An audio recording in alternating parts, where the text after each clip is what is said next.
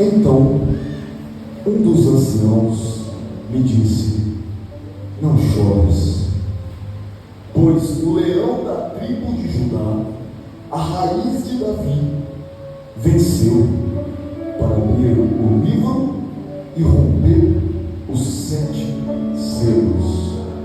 Glória a Deus, glória a Deus. Eu vou ler mais uma vez, preste atenção. Então, aqui é o apóstolo João, que está tendo uma visão de Deus, está declarando essas palavras. Ele está dizendo assim, ó: então, um dos anciãos me disse: não chores, pois o leão da tribo de Judá, a raiz de Davi, venceu para abrir o livro e romper os 7 selos e desatar os seus 7 selos. Essa é a palavra de Deus. Glória a Deus, uma palavra tremenda, forte, que o Senhor nos prepara nessa noite. Livro de Apocalipse. Irmãos, o livro do Apocalipse é o livro da revelação.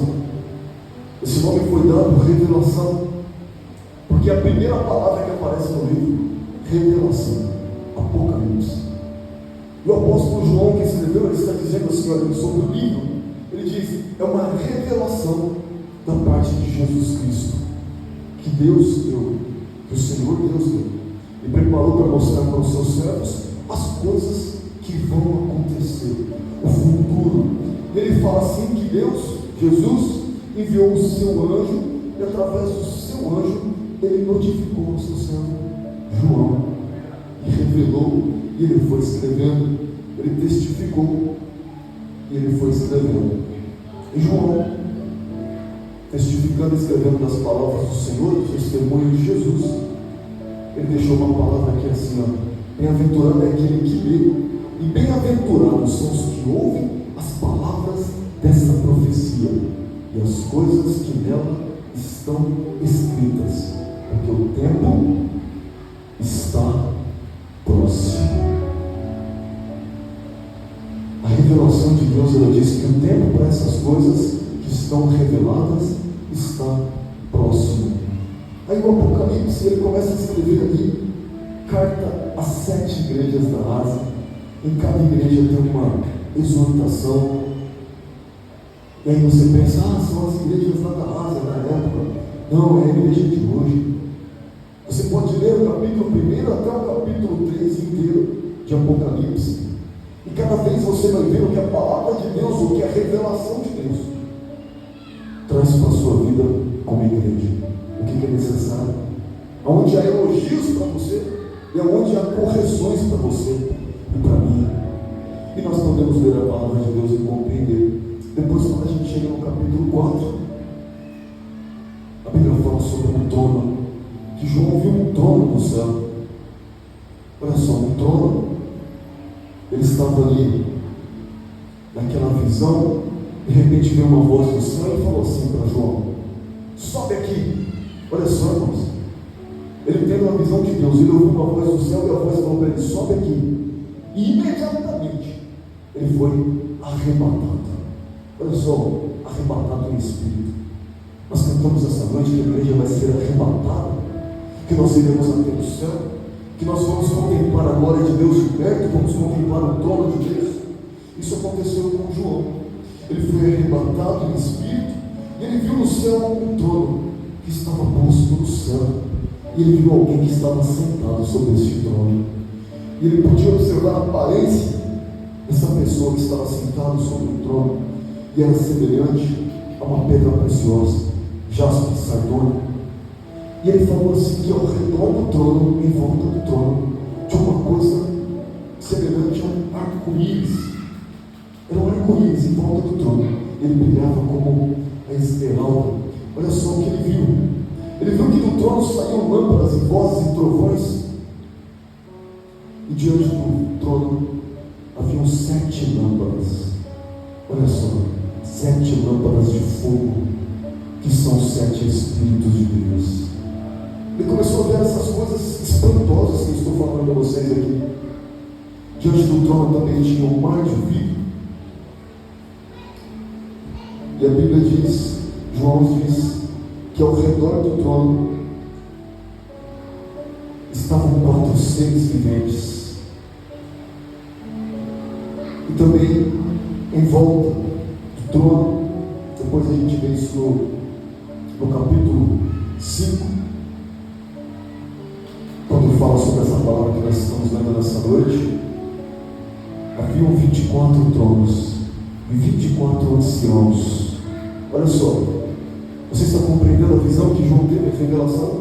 Ele viu o trono e viu outros 4 seres viventes.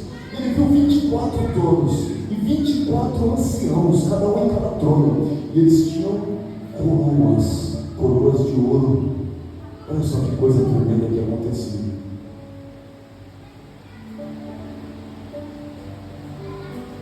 E quando esses 4 seres viventes que estavam ali dando glória a Deus, quando eles davam glória, e eles davam honra, e eles davam ações de graça àquele que estava sentado sobre o trono, ao que vive para todo sempre, os 24 anciões se prostravam diante daquele que estava sentado sobre o trono e o adoravam aquele que vive para todo sempre. Eles tiravam as suas coroas e lançavam elas diante do trono. E esses 24 anciãos, eles diziam assim: digno é o Senhor nosso Deus de receber a glória, a honra, o poder.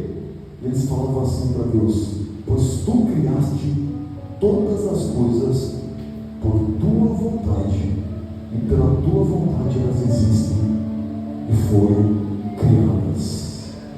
Ele contemplou essa glória, Deus, essas coisas magníficas que o ser humano poderia ver.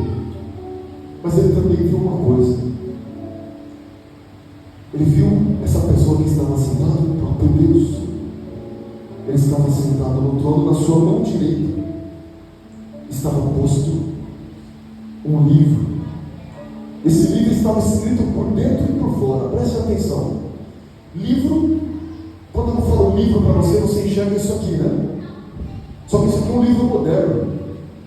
Os livros antigos da época da Bíblia, eles não eram assim. Eles eram um rolo de papel, enrolado. E ele era escrito só por dentro. Então, para poder ler a palavra, tinha que desenrolar aquele rolo. Quando Jesus estava dentro da igreja, e aí veio um auxiliar e ele começou a ler o que o profeta Isaías falava sobre ele. Aquele auxiliar não abriu a Bíblia. Deixa eu abrir aqui em Isaías. Não, isso aqui é moderno. Ele teve que ir desenrolando aquele rolo até chegar na passagem. Então, quando a Bíblia fala que tinha alguém sentado sobre o trono, na mão direita dele tinha um livro, eu quero que você imagine, tinha um rolo. Só que esse livro não era um livro comum, ele estava selado. Sabe o que significa o selo?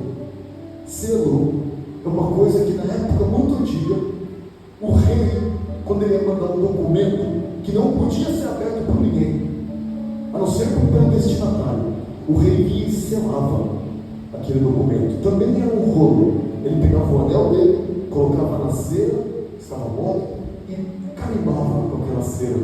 E aí não dava para abrir, era um lacre. Se abrisse, quebrava o selo. Você já entendeu o que é um livro e entendeu o que são os selos. Olha o que João viu. Vamos voltar aqui, Mona, versículo 1. Nós estamos no 5, volta para o versículo 1, por favor. Nós vamos ler juntos. O que João viu?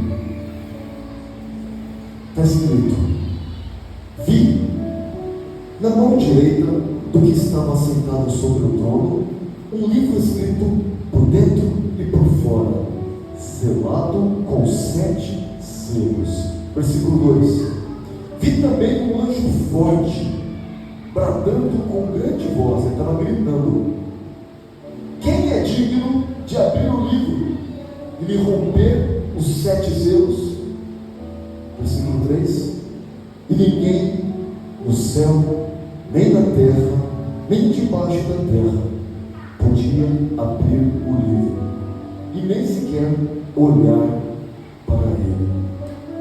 Versículo 4: e eu chorava muito, porque ninguém foi achado digno de abrir o livro, nem de o ler, nem sequer de olhar para ele. Aí no versículo 5: e disse um dos anciãos, agora você um dos 24.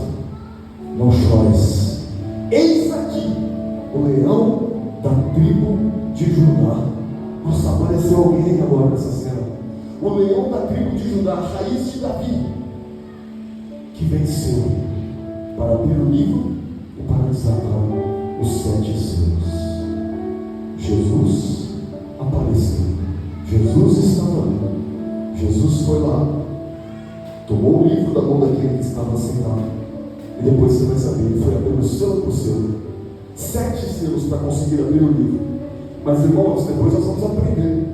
Você que vai participar da escola bíblica, você vai aprender tudo sobre isso.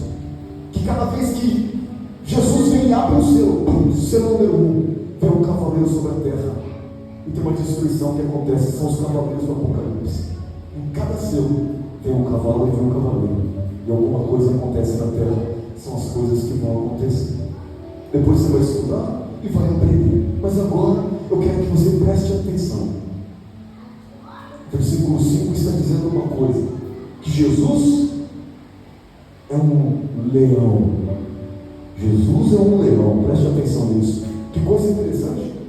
Mas Jesus é um homem, ou Jesus é Deus, mas Jesus é um leão. Está escrito aqui, ó, o leão da tribo de Judá.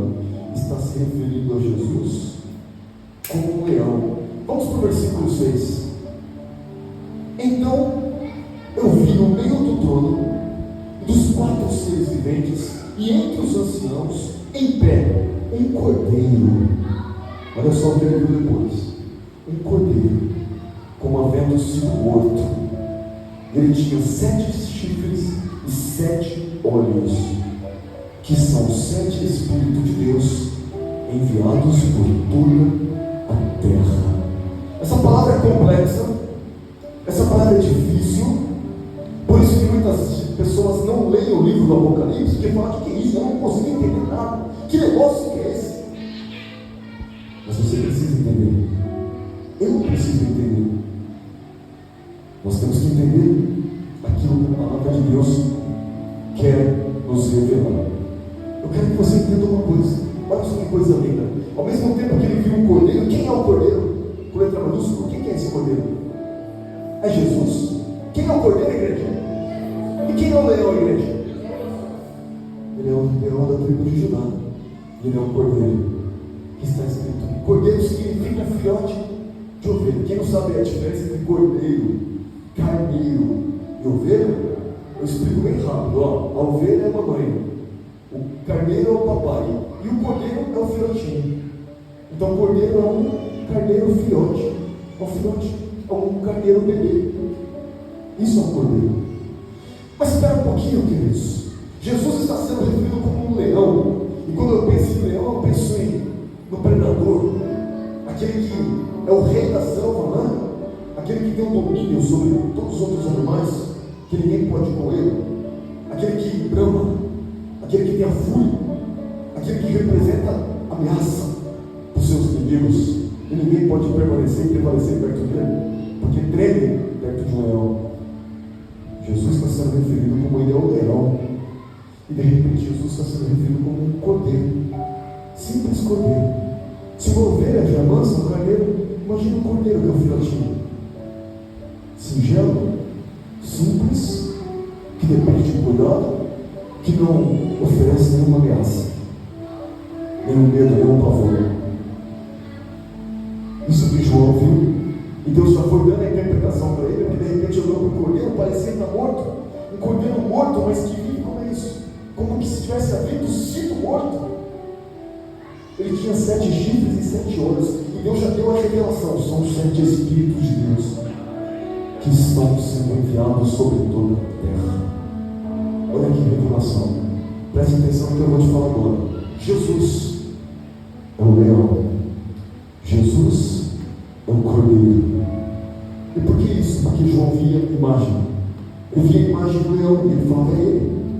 É o Jesus que eu convivi com ele, que vem com poder e grande glória. É ele. João via um cordeirinho e ele falava: é ele. Até porque ele sabia que ele é o Cordeiro de Deus que tira o pecado do mundo. Ele já tinha visto o outro João falar isso, João Batista, não é? João, que conhecia as Escrituras, irmãos, ele sabia da história de Abraão.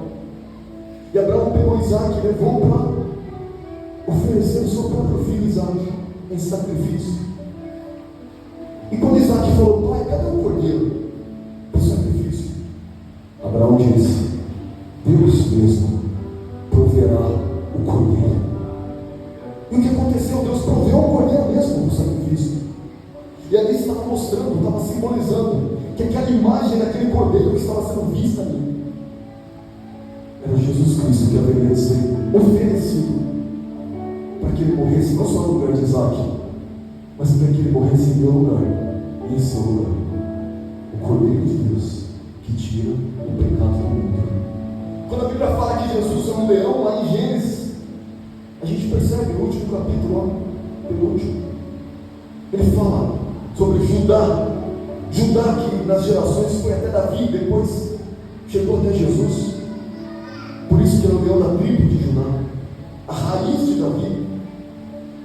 Porque um dos filhos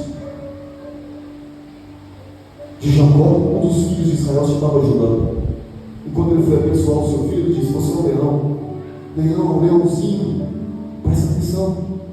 O cetro, a autoridade, o poder de rei nunca se afastará de Judá, até que chegue às mãos daquele a quem pertence. Ele começou a falar Apocalipse lá em Gênesis, meu irmão. Olha que coisa tremenda. Tá bom, já falei demais, agora vamos entrar na palavra, hein? Segura aí. Quando Jesus é referido como leão, quando ele é referido como imagem de um leão, a imagem de um cordeiro, nós temos que aprender algo da palavra de Deus. Essas imagens que foram exemplificadas, que foram reveladas a João, elas representam a essência de Jesus. A essência de uma pessoa, ela é representada através da sua imagem. Aquilo que é visto, a imagem da pessoa de Cristo Jesus, ela é vista, ela é interpretada por João. E a imagem representa a essência. Gênesis capítulo 1, versículo 27. Tem algo falando sobre imagem. E agora nós vamos sair do tema imagem de Jesus e vamos chegar sobre a sua imagem, a minha imagem. Sabe quando você olha para o espelho? Você olha para o espelho para arrumar um pouco o cabelo, se maquiar, não sei, ver como é que está a fisionomia, lavar o rosto. Você está vendo a sua própria imagem. Não é assim? Mas o que você vê? Eu digo o que você deveria ver. Você deveria todos os dias olhar para o espelho e, além da sua própria imagem, você imaginar: eu estou vendo agora a imagem de Deus. Olhar para si mesmo e falar: é a imagem de Deus que está aqui. Ele que me criou. E olha o que está escrito: criou Deus o homem à sua imagem. A sua imagem, a imagem de Deus o criou. Só homem? Não, homem e mulher os criou. Você pode olhar para Deus e saber que é a imagem de Deus. Por quê? Porque Deus parece com você, ele tem sua fisionomia? Não, porque em você existe a essência de Deus. Você pode dizer assim: eu sou um homem, a imagem de Deus. A mulher é a imagem de Deus. Mulher é a imagem do homem, a imagem de Deus. É assim. É assim que acontece. Porque Deus criou a sua imagem. Eu queria que você soubesse a seriedade que tem sobre a sua imagem. Sabe quando você não se preocupa? Eu não estou nem aí com ninguém. Eu não estou nem aí como eu estou sendo visto, não me importa. Tem que se preocupar. Porque a sua vida é um testemunho nessa terra.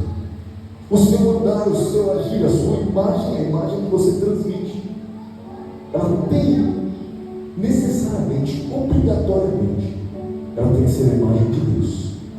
Alguém tem que olhar e falar: eu vejo um homem de Deus, uma mulher de Deus, eu vejo Cristo representado ali. Porque isso vai impactar no mundo, isso vai impactar nas pessoas que estão à sua volta. A imagem de Deus. Irmãos, imagem é coisa tão séria que isso não está só na alusão do Apocalipse, não está só no passado de Gênesis, está nos dias de hoje. A Bíblia me ensinou algo lá no começo da Bíblia, Levítico, que é válido para os dias de hoje. Deus disse: não façam imagem de ídolos, não façam escultura, não levantem uma imagem esculpida para que vocês se prostrem diante Não façam isso. Não se inclinem diante de imagens, porque eu sou o Senhor, vosso Deus.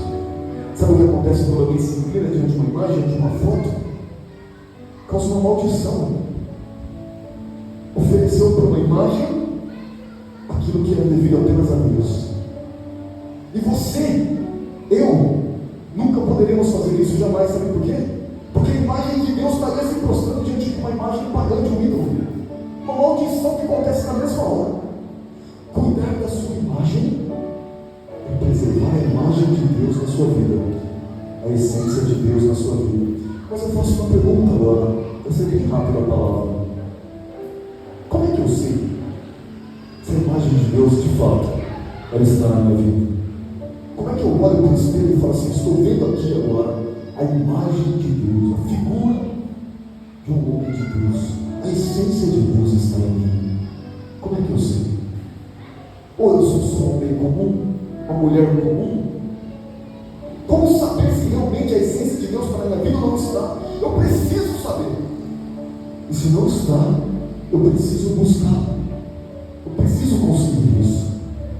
Eu preciso que a palavra de Deus se cumpra na minha vida, de modo que Deus olhe para mim e fale, olha, eu vejo ali a minha imagem, a imagem que foi criada por Ele.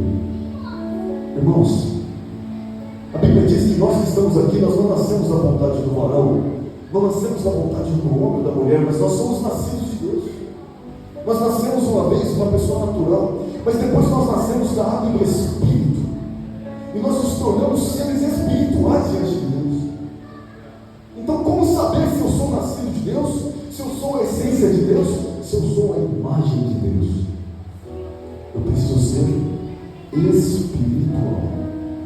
Sabe quando você olha assim e fala assim, aquele irmão é espiritual, aquela irmã, eu sou espiritual, aquele é, aquele não é? Nós temos que olhar só para as nossas vidas, só para nós mesmos, e tentar entender quão espiritual nós somos. Porque é isso que vai fazer com que nós sejamos a imagem de Deus. E se nós não formos espirituais, se formos apenas naturais, não, nós não estamos refletindo a glória de Deus, não estamos sendo a imagem de Deus, nós estamos sendo a imagem do homem, estamos sendo a imagem de Adão apenas, da criação natural. Vamos ver se isso está correto. 1 Coríntios capítulo 15 e o versículo 45. Nós vamos ler alguns versículos. Você precisa se tornar um ser espiritual mais do que nunca. Sem ser espiritual, você não se conecta com Deus. Você vem para a igreja, canta, ergue a mão, pode pular, até dar uns glória, mas sem ser espiritual, não há conexão com Deus, porque nós estamos fazendo aquilo naturalmente.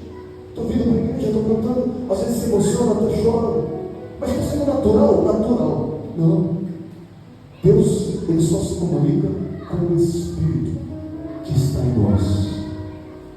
Deus é Espírito. Deus não é natural. Deus é sobrenatural. Nós, de seres naturais, nos tornamos sobrenaturais para podermos nos conectar, falar com Deus, buscar a Deus, pedir socorro a Deus, nos prostrar diante de Deus e nos levantar diante de toda e qualquer ameaça que venha contra a nossa vida e declarar: eu sou a imagem de Deus e eu venci, eu estou aqui para vencer. Reconhecer quem nós somos diante de Deus, a sua imagem e semelhança. Vamos entender a diferença entre ser natural e ser espiritual. Se você olhar para você mesmo e perceberá, eu estou mais para natural do que para espiritual. Comece uma busca, comece uma jornada de busca espiritual na sua vida. Está escrito assim, ó, assim também está escrito: Adão, o primeiro homem, tornou-se ser vivente, e o último Adão, Espírito que dá vida. Eu não sei se você já leu essa palavra, mas aqui está escrito que existiu um primeiro Adão, existiu um último Adão. Mas dois, é isso aí. Primeiro Adão, o primeiro homem que foi criado. Esse homem, infelizmente, Deus falou: não toca nessa árvore, não coma desse fruto. Mas ele se rebelou contra Deus e comeu. Ele se tornou um homem natural. O homem natural morre, volta para o pó da terra, do jeito que Deus falou. Foi o primeiro Adão que existiu, mas houve também o último Adão. Eu consigo reconhecer quem é ele, só pelo que está escrito sobre ele. Olha o que está escrito. Que coisa linda. O primeiro Adão foi feito em alma vivente. O último Adão, porém, espírito vivificante, espírito que dá vida. É Jesus. O último Adão é Jesus. Já interpreta. Próximo versículo. Vamos falar sobre o primeiro Adão. Mas o primeiro não veio espiritual, e sim natural. Olha a situação dele. O homem que volta para o pó da terra, ele não veio como ser espiritual, ele veio como ser natural. E depois, o segundo Adão, esse sim, espiritual. Próximo versículo. O primeiro homem foi feito do pó da terra. Exatamente. Da onde que veio o Adão, irmãos? Do pó da terra. E da onde que veio Jesus, o segundo Adão? O segundo homem, o Senhor, Adonai. Ele é do céu. Por isso que ele falava, eu vim do céu.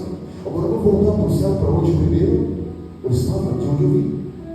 Primeiro Adão e último Adão. Um ser natural, um ser sobrenatural. Um homem natural e um homem espiritual. Está escrito aí. Versículo 48. A semelhança do homem terreno, assim também são os da terra. Olha só. Irmãos, nós cantamos nessa noite, eu não sou daqui. Ou foi outro dia? Foi hoje. Eu não sou daqui. Depois nós cantamos o quê? Para casa eu voltarei. Então nós somos peregrinos na terra, estrangeiros. A gente está invadindo esse lugar, nós não somos daqui. Nós somos do céu. E olha só o que está escrito. O primeiro homem, aliás, a semelhança do homem terreno, assim são os da terra. Não somos nós. São os do mundo. E os da igreja, que ainda não são espirituais. Vão estar desse jeito. Ó. Qual? O terreno, tais são também os terrestres. Ô irmão Alexandre, então você não é terrestre? Não. É o que? Extraterrestre? Pode me chamar assim se quiser. Eu sei que eu não sou daqui. Vou voltar para casa. Mas os que são a semelhança do homem terreno, Adão, esses são terrestres. Agora os que são a semelhança do celestial, tais também são os celestiais. Olha só. Irmãos, tem uma denominação que acredita que quem é cheio do Espírito, que recebe o Espírito Santo, é celestial, vai morar no céu. Mas os que não são vão morar na terra, mas eles estão engano. Porque quem aceitou Jesus vai morar no céu. Só existe dois tipos de gente, os celestiais e os terrestres. Celestial é aquele que encontrou Jesus, se tornou a semelhança dele, parece com ele, tem a essência dele, tem a imagem dele, carrega o nome dele e diz assim: eu não sou daqui, eu sou celestial. A semelhança de Cristo Jesus também são os celestiais, e a semelhança de Adão são os da terra. Mais um versículo, presta atenção nesse. Assim como trouxemos a imagem do homem terreno, assim também traremos a imagem do homem celestial. Agora é a palavra para a sua vida. Sabe o que é a sua imagem agora? Que você precisa tanto se preocupar?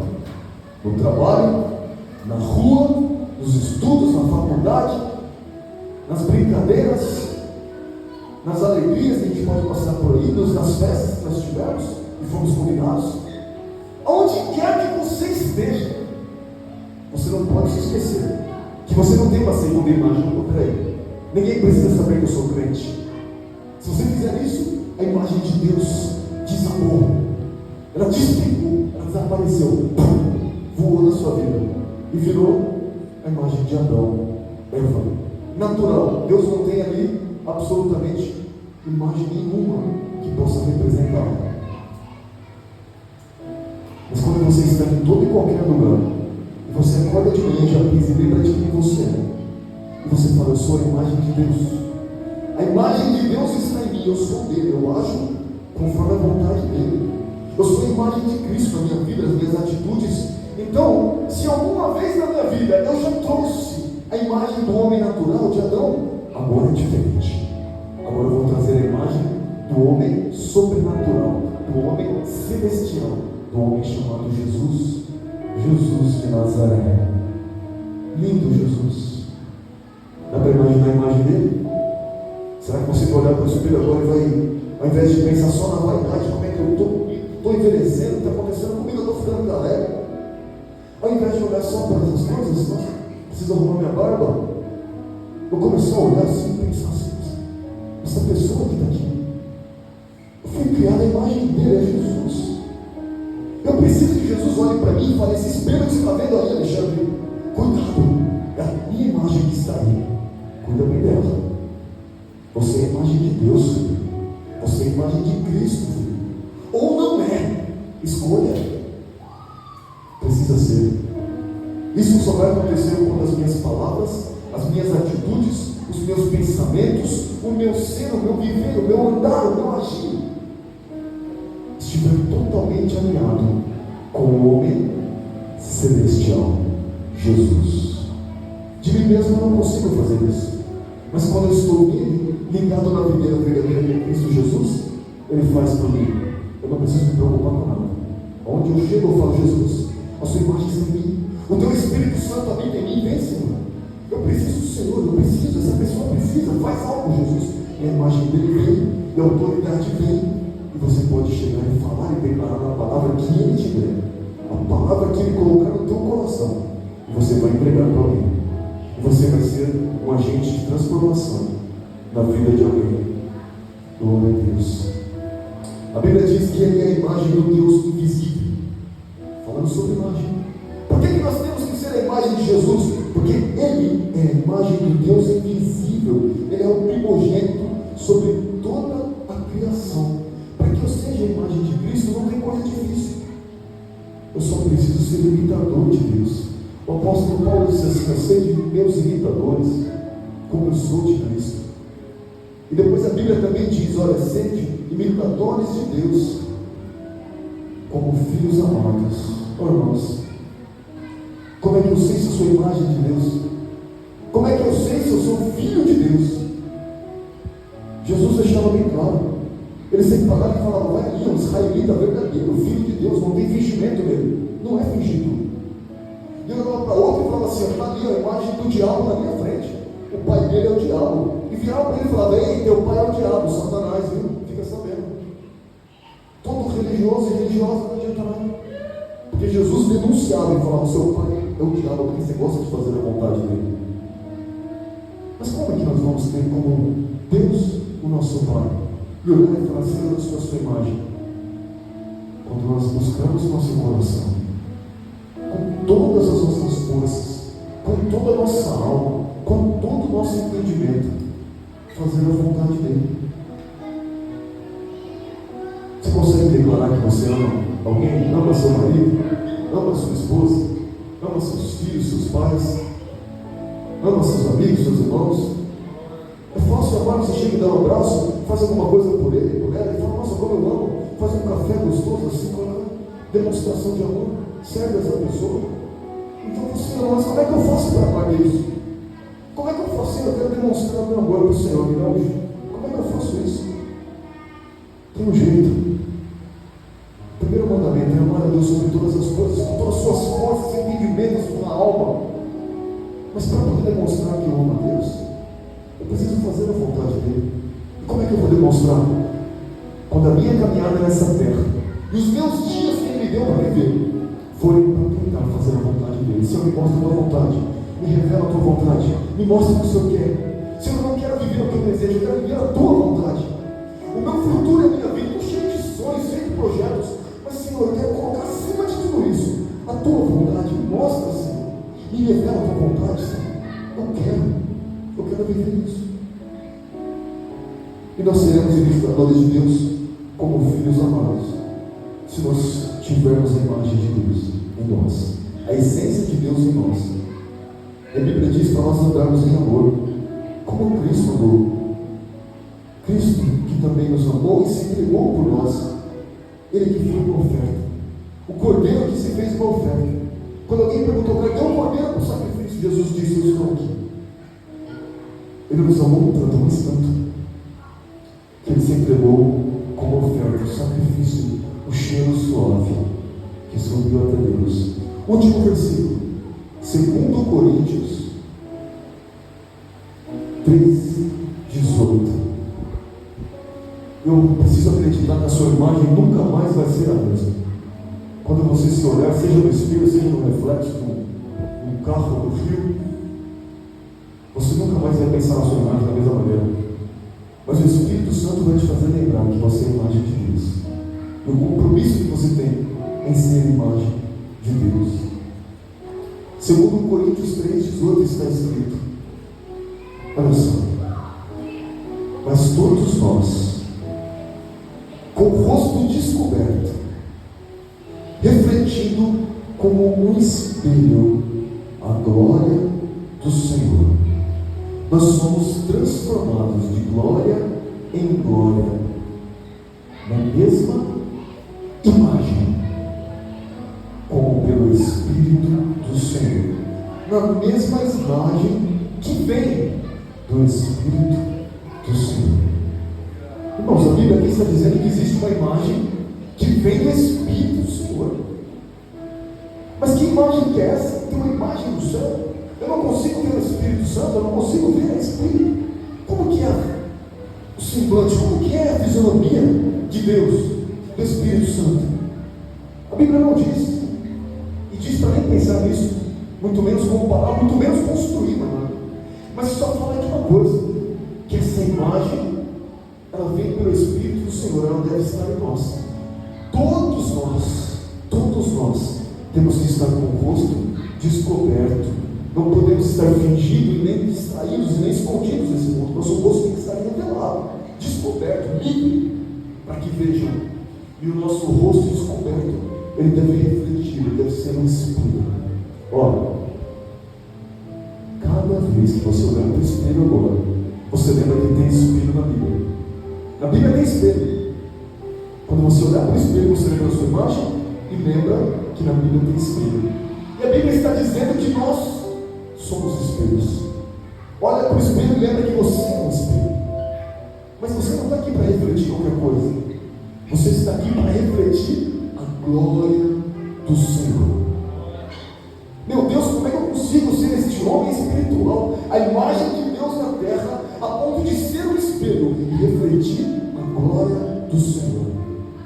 Tem que ser transformado. Olha isso. Nós temos que ser, nós somos transformados de glória em glória. Cada vez que eu vejo a glória de Deus, cada vez que eu percebo a glória de Deus, em cada culto, em cada louvor, em cada glorificar, em cada oração, em cada salva de palmas, eu percebo e sinto a glória de Deus em cada louvor que eu escuto na minha casa, no meu lar, e glorifico a Deus. E a glória de Deus se manifesta, eu sou de alguma maneira transformado. Eu sou transformado de glória em glória. E quando eu sou transformado, eu vivo esse espelho. Eu passo a refletir. E quem olha para mim não vê mais uma pessoa comum, mas vê alguém cheio do Espírito Santo de Deus. Alguém que o Espírito de Deus está no céu. Ele reflete agora dentro do meu rosto. E o meu rosto reflete a sua glória, a glória do Senhor na vida das pessoas. De glória em glória, na mesma imagem, que vem do Espírito de Deus. Amém? Você deseja isso na sua vida?